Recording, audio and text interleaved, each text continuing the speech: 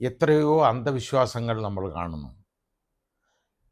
ആ അന്ധവിശ്വാസങ്ങളെന്ന് പറയുന്നത് ഇപ്പോഴും ആളുകളൊക്കെ ഈ ചാത്തൻ സേവ, ഈ പിന്നെ അതേപോലെ തന്നെ ആഭിചാര ക്രിയകൾ തുടങ്ങിയ കാര്യങ്ങളെല്ലാം ചെയ്യും. എന്തിനാണെന്നറിയോ? പ്രേതബാധ മാറ്റാനാണ്. ഓരോരുത്തരുടെ ശരീരത്തങ്ങ് പ്രേതം കൂടിയെന്ന് പറയും. എന്തോ പ്രേതം കൂടുന്നതെന്ന് നമുക്കറിയത്തില്ല. ഏതായാലും പ്രേതം കൂടി, ബാധ കൂടി, അത് ബാധയെ ഒഴിപ്പിക്കണം. അതിന് ചില പൂജാരിമാരെന്ന് പറയുന്ന ചില നടക്കുന്നവന്മാരുണ്ട് കേട്ടോ. സ്പെഷ്യലൈസ് ചെയ്ത് നടക്കുകയാണ്. ഇതെല്ലാ വർഗത്തിലുമുണ്ട്. ഇത് ഹിന്ദുക്കളുടെ ഇടയിൽ മാത്രമൊന്നുമല്ല, മുസ്ലിങ്ങളുടെ ഇടയിലും ഉണ്ട് ഈ ഒഴിപ്പീര്. ഒരുപാടുണ്ട്. ഏതെങ്കിലും മാനസിക രോഗം വന്ന ഒരു കുട്ടിക്ക് ഉണ്ടെങ്കിൽ, ഇപ്പം സ്കിസോഫ്രേനിയ ആണെന്നിരിക്കട്ടെ, മാനസിക രോഗമാണ് ഉണ്ടെന്നുണ്ടെങ്കിൽ നേരെ ചെല്ലുന്ന ആരെ അടുത്താണെന്നറിയോ? ആദ്യം ആശുപത്രി കൊണ്ടുപോകത്തില്ല. അത് പ്രത്യേകിച്ച് പെൺകുട്ടിയും കൂടെ ആണെങ്കിൽ ഇതിൻ്റെ വിവാഹമൊക്കെ പിന്നെ ഒരു ബുദ്ധിമുട്ടാകത്തില്ലേ? അതുകൊണ്ട് ആരും അറിയാതെ കാര്യം തീർക്കാനായിട്ട് ഏതെങ്കിലും ഒരു മന്ത്രവാദിയെ വിളിച്ചു വരുത്തും. യുവന്മാർ അങ്ങനെയാണ് ഇങ്ങനെയാണ് ഒക്കെ നടത്തി ഇല്ലാത്ത ക്രിയകളെല്ലാം നടത്തും. ഇതൊക്കെ അനിസ്ലാമികമാണത് നടത്തുന്നത്. ഇനി അത് മുസ്ലിങ്ങളുടെ ഇടയിൽ അതേപോലെയാണ് ഈ ഹിന്ദുക്കളുടെ ഇടയിലും ഉള്ളത്. ഇത് ഒരു പെൺകുട്ടി, ഒരു ചെറുപ്പക്കാരി, വളരെ ചെറിയ പെൺകുട്ടിയാണ്. അത് ഒരു വർക്ക്ഷോപ്പിലെ ജീവനക്കാരനുമായിട്ട് പ്രേമത്തിലായി. അവൻ്റെ വീട് തിരുവഞ്ചൂരാണ്.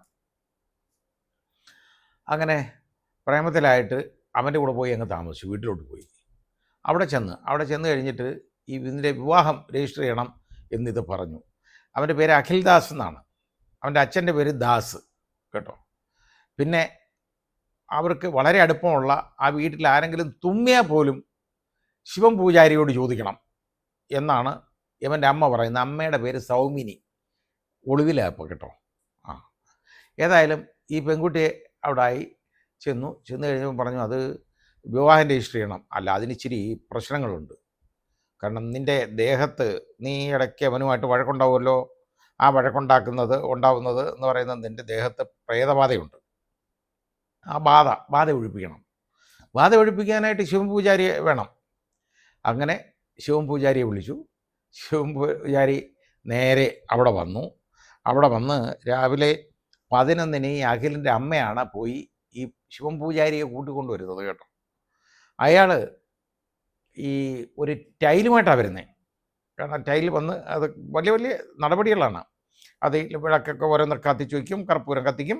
പിന്നെ അത് കൂടാതെ അതിനകത്ത് ഒരെണ്ണത്തിനകത്ത് മദ്യം ഒഴിക്കും, വേറെ ഒന്നിനകത്ത് വേറെ ചായം കലക്കിയത് ഉണ്ട്. ആ രീതിയിലൊക്കെ ഉണ്ട്. ഈ കുട്ടിയെ കൊണ്ട് ഇതിനെ ഉപദ്രവിച്ച് മദ്യം കുടിപ്പിച്ചു. അതൊക്കെ ഇതിൻ്റെ ഭാഗമാണ്. അതായത് ഈ പൂജ, അതായത് നമ്മുടെ ഈ പിന്നെ ആഭിചാര ക്രിയയുടെ ഭാഗങ്ങളാണ് ഇതെല്ലാം. പൂജ ചെയ്യാൻ വന്നേക്കുന്ന പൂജാരിയാണ്, ശിവൻ പൂജാരിയാണ് ഈ മദ്യം കുടിപ്പിച്ച ഈ കുട്ടിയെ കൊണ്ട്. അങ്ങനെ കൊടുത്തു. ഈ കൊച്ച് അവസാനം അവിടെ മയങ്ങി വീണു. കാരണം എന്നിട്ട് ഇതിൻ്റെ മുടി ആണിയിൽ ഇങ്ങനെ പിടിച്ച് ചുറ്റിയിട്ട് അതൊരു പലകയിൽ അടിച്ചിറക്കും. ഇതിൻ്റെ മുടിയെല്ലാം മുറിഞ്ഞങ്ങനെ അത്രത്തോളം ശാരീരികമായ പീഡനങ്ങൾ ഇതിനെ നടത്തി ഇത് തളർന്ന് കിടന്ന് കഴിഞ്ഞപ്പോൾ എന്താണെന്നറിയോ? അത് ആദ്യം എല്ലാവരും ഈ ഒന്നിച്ച് ഒരു സോഫയിൽ ഇങ്ങനെ ഇരിക്കണം ആ വീട്ടിൽ. ഇത് പണ്ടത്തെ പൂജാ സിസ്റ്റം ഒന്നും അല്ലല്ലോ ഇപ്പം. പണ്ട് ഈ തറയിലൊക്കെയാണ് ഇതേപോലെ ഇങ്ങനെയുള്ള പരിപാടിക്കൊക്കെ ഇരിക്കുന്നത്. നമ്മൾ സിനിമയിലൊക്കെ കണ്ടിട്ടുണ്ടല്ലോ. വലിയ മന്ത്രവാദി അങ്ങനെ ഇരുന്നു, ഭാര്യ എറിയുന്നു, കത്തുന്നു, ഇതൊക്കെ നമ്മൾ കാണുന്നതാണ്. അന്നേരം എല്ലാവരും തറയിലിരിക്കും. ഇതിനു പകരം അത് എല്ലാവരും സോഫയിലിരിക്കണം. അവിടെ എല്ലാവരും അങ്ങനെ ഇരുന്നു. അപ്പോൾ അതിനകത്ത് ഈ ഭസ്മം ഉണ്ട്, കലക്കിയത് ഉണ്ട്, മദ്യം, വെറ്റില, മഞ്ഞൾ, ഇതൊക്കെ ഇങ്ങനെയൊക്കെ ഉള്ളത് ഉണ്ട്. എന്നിട്ട് ഇതിൻ്റെ ഒരു ചുവന്ന പാട്ടെടുത്ത് കീറി ഇതിൻ്റെ കാലിലെയും കയ്യിലെയും വിരലുകളിലെല്ലാം കെട്ടി. എന്നിട്ടാണ് ഈ ആണി പ്രയോഗം നടത്തിയത് കേട്ടോ. ഇത് ഉച്ചയ്ക്ക് രാവിലെ തുടങ്ങിയതാ പരിപാടി. രാത്രി 9 മണി വരെ നീണ്ടു നിന്നു കേട്ടോ. ഇത് ഉച്ചയ്ക്ക് ഒരു 3 മണി കഴിഞ്ഞപ്പം അത് ഉണർന്ന് ബോധത്തിൽ നിന്ന് ബോധം വീണ്ടും കിട്ടി. കാരണം വല്ലാത്ത ക്ഷീണം. അപ്പോൾ അതിനെക്കൊണ്ട് വീണ്ടും മദ്യം കുടിപ്പിച്ചു. എന്നിട്ട് അത് മാത്രമല്ല, ബീഡി വലിപ്പിച്ചു. എന്നിട്ട് ബീഡി കത്തിച്ചത് നെറ്റിയിൽ, അതിൻ്റെ നെറ്റി വെച്ച് പൊള്ളിച്ചു. ഇതൊക്കെയാണ് ചെയ്യുന്നത്. അപ്പോൾ ഈ രീതിയിലാണ്. അന്നേരം ഇതിൻ്റെ കാര്യം പറ്റിയത് എന്താണെന്നറിയോ? ഇവൻ്റെ സഹോദരി ഇതെല്ലാം ഫോണിൽ ചിത്രീകരിച്ചു. അപ്പോൾ വീഡിയോ എടുത്തു ഫോണിൽ. അപ്പോൾ ഇത് ഈ വിവരം ഈ കൊച്ചിന് മനസ്സിലായി, ഇതെല്ലാം വീഡിയോ എടുത്തിട്ടുണ്ടെന്ന്. പിറ്റേന്ന് ഇതിൻ്റെ ചേച്ചിയെ കാണാൻ പോയി കേട്ടോ. ജോലി ചെയ്യുന്ന സ്ഥാപനത്തിൽ അവിടെ ചെന്നിട്ട് ഇതിനുണ്ടായ ഉപദ്രവമെല്ലാം പറഞ്ഞു. ആ വീഡിയോ എങ്ങനെയെങ്കിലും വാങ്ങിയെടുക്കണം എന്ന് എടുത്തുകൊണ്ട് വരാൻ ഈ ചേച്ചി പറഞ്ഞു. അങ്ങനെ പറഞ്ഞ അനുസരിച്ച് ഈ അഖിലിൻ്റെ വീട്ടിൽ പോയിട്ട് അഖിലിൻ്റെ സഹോദരിയുടെ പക്കൽ നിന്ന് ഈ വീഡിയോ ഈ കൊച്ചു വാങ്ങി. അതോടുകൂടിയാണ് വിവരം പുറത്തറിയുന്നത്. ഇല്ലെങ്കിൽ ഇതിന് തെളിവൊന്നും കിട്ടത്തില്ലല്ലോ. ഏതായാലും ഇത് ഈ +2 വരെ പഠിച്ച കുട്ടിയാണ്. ഇഷ്ടംപോലെ ഇതിനെ ക്രൂരമായിട്ട് ഉപദ്രവിച്ചു. ഇതിൻ്റെ ഇതിൽ 3 പേരെ പോലീസ് അറസ്റ്റ് ചെയ്തു. ഒന്ന് ഈ അഖിൽദാസ്, അതായത് ഈ ഭർത്താവെന്ന് പറയാൻ ഒക്കെയല്ല, കല്യാണം കഴിഞ്ഞിട്ടില്ല, പങ്കാളി, അതല്ലേ ഇപ്പം വേണ്ടത്, പങ്കാളി. കൊള്ളാം, പങ്കാളിയുടെ അച്ഛൻ ദാസ്. അതുപോലെ തന്നെ ഈ പൂജാരി, ശിവദാസ്, ഇവരെ 3 പേരെ അറസ്റ്റ് ചെയ്തു. ഈ സൗമിനി മുങ്ങിക്കളഞ്ഞു, ഒളിവിലാണ്. അപ്പോൾ സൗമിനി അന്വേഷിച്ചുകൊണ്ട് നടക്കുക പോലീസ്. സൗമിനി മുങ്ങി. ആ രീതിയിലാണ് ഇപ്പോഴും വരുന്നത്. ഇപ്പോഴും ഒളിവിലാണ്. ഈ പെൺകുട്ടിയുടെ പിതാവ് മണ്ണർക്കാട് പോലീസിൽ പരാതി കൊടുത്തു. അങ്ങനെയാണ് ഈ കേസ് എടുത്ത് ഈ 3 എണ്ണത്തിനെയും അറസ്റ്റ് ചെയ്തത്. കോടതി ഹാജരാക്കി. 3 എണ്ണത്തിനെയും റിമാൻഡ് ചെയ്തു. ഇപ്പം അതിൽ സസുഖം അവർ ജയിലിൽ കിടന്ന് ഈ ഗോതമ്പുണ്ടയൊക്കെ കഴിച്ച് ആരോഗ്യം മെച്ചപ്പെടുത്തിക്കൊണ്ടിരിക്കുകയാണ്. അതാണ് സംഭവിക്കുന്നത്.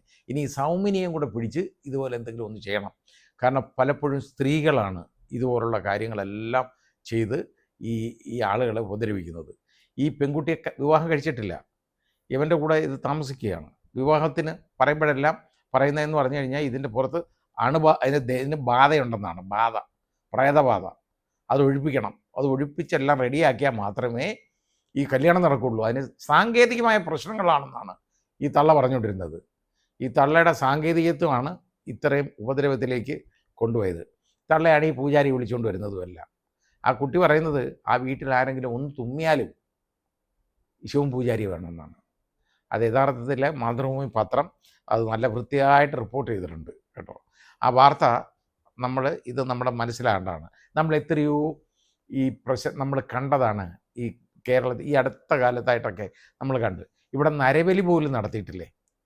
നരബലി നടത്തി 2 സ്ത്രീകളെ ജീവനോടുകൂടി കെട്ടിയിട്ട് അവരുടെ ശരീരഭാഗങ്ങൾ അറുത്ത് മാറ്റി അവരെ ക്രൂരമായി കൊലപ്പെടുത്തിയത് നമ്മൾ കണ്ടതല്ലേ? എന്നിട്ട് ആ മാംസം അവരെ കൊണ്ട് വേവിച്ച് കൊടുത്ത് തീറ്റിപ്പിച്ചു. അതുവരെ നമ്മൾ കണ്ടതാണ്. ഇത്രയും വൃത്തികേടൊക്കെ നമ്മൾ കണ്ടെങ്കിൽ പോലും ഇപ്പോഴും ആളുകൾക്ക് ഈ അന്ധവിശ്വാസത്തിൽ ഇപ്പോഴും മുങ്ങിക്കഴിയുകയാണ്. എങ്ങനെ ഇങ്ങനെ ഉണ്ടാകുന്നതെന്ന് നമുക്കറിയില്ല. എന്ത് പറഞ്ഞാലും അന്ധവിശ്വാസമാണ് എല്ലാ കാര്യത്തിലും. ഈ അന്ധവിശ്വാസം എന്ന് മാറുന്നോ അന്നേ നമ്മൾ രക്ഷപ്പെടുകയുള്ളൂ. അതിനെതിരെയുള്ള നിയമനിർമ്മാണം ഉണ്ടല്ലോ, എത്രയും പെട്ടെന്ന് വേണ്ടത് തന്നെയാണ് കേരളത്തിൽ. കർണാടക മോഡലിൽ ചെയ്യേണ്ടതാണ്.